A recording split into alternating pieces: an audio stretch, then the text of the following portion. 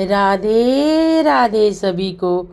आज हम आपके साथ में बहुत प्यारी बातें करेंगे, सुनकर आपको बड़ा ही आनंद आएगा। चलिए शुरू करते हैं। हमारे वृंदावन में हमारे कन्हैया जी ने बहुत सारी लीलाएं की और उन लीलाओं में प्रमुख लीला रास लीला है। और रास लीला में कृष्ण और गोपी ना हो तो वो रासलीला हो ही नहीं सकती। जब कन्हैया जी रासलीला करते हैं तो वहाँ हजारों की संख्या में गोपियाँ नृत्य करती हैं और कृष्ण जी रास करते हैं। अब आपको बताएं ये गोपियाँ हैं कौन। गोपी किसे कहते हैं? गोपी वो कहते हैं जो ग्वाले की पत्नी होती थी, वो गोपियाँ थीं। एक दूसरा ये है गोपी जो पूर्ण रूप से कृष्ण को समर्पित होती हैं, वो गोपी होती हैं। त्रेता युग में जब भगवान रामचंद्र जी ने बहुत सारे ऋषि मुनियों को राक्षसों के आतंक से मुक्त कराया था, तब उन ऋषि मुनियों की इच्छा थी कि भगवान राम के दर्शन हो। तब भगवान रामचंद्र जी ने संदेशा भिजवाया था कि मैं जब अगला अवतार लूँगा तो पुनः मैं आप लोगों के साथ रहूँगा। तो इस प्रकार वृंदावन में जो भी पशु पक्षी पेड़ पौधे ऋषि मुनि जो थे वही वहाँ पे आ गए। वही गोपियों के रूप में उन्होंने वृंदावन ब्रज क्षेत्र में जन्म लिया और उन्होंने कृष्ण की लीलाओं का आनंद उठाया और इसके बाद में गोपी बनकर उन्हें साथ रास में प्रवेश किया। गोपी का मतलब गोपी किसी स्त्रीलिंग या पुल्लिंग नहीं है।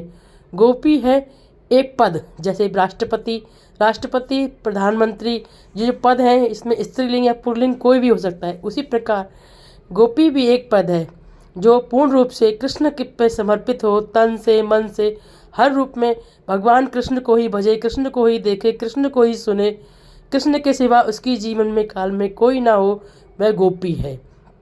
एक बार मीराबाई जी हमारे वृंदावन में आई तो वृंदावन में एक संत थे, उन्होंने कहा था कि मैं कभी किसी स्त्री के दर्शन नहीं करता।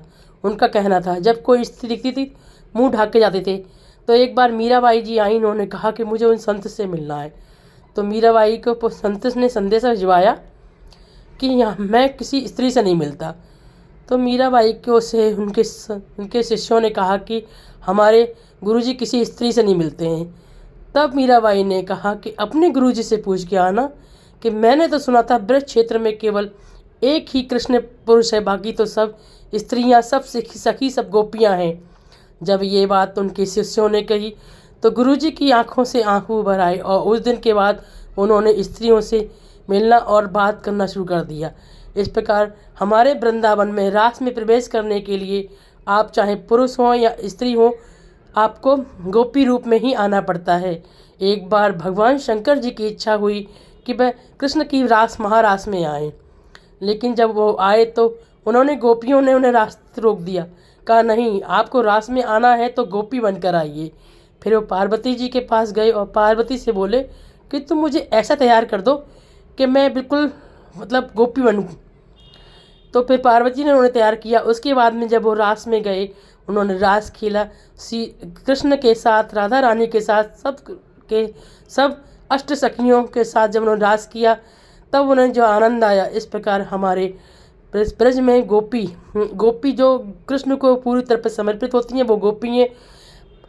जो कृष्ण को भजे, कृष्ण को माने, कृष्ण की पूजा करे, हर समय उसके मन में कृष्ण ही कृष्ण हो, वो गोपी हैं।